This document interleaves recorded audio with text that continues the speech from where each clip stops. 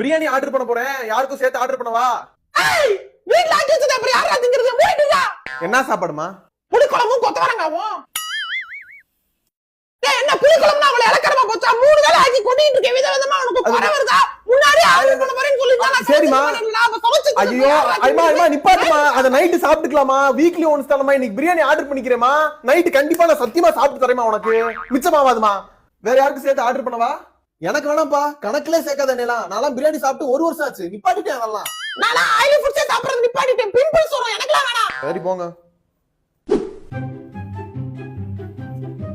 உள்ள பேச்சுக்காவது வேணுமான்னு கேக்குதா பாரு. நம்மளே கட்ட வேண்டியதான். டேய் அம்மாக்கு கொஞ்சம் குர்ரா. நீ ஸ்ட்ரெஸ் பண்ணி கேட்டிருந்தா எனக்கு சேர்த்து ஆர்டர் பண்ண சொல்லிருப்பேன். எனக்கு கொஞ்சம் குர்ரா. அப்பாக்கு கொஞ்சம் குர்ரா. சாப்பிடுறதுக்கு இல்ல, டேஸ்ட் பாக்குறதுக்கு. நல்லா பண்ணிருக்கானு செக் பண்ணி சொல்றேன். Hello. எடுத்துக்கோங்க.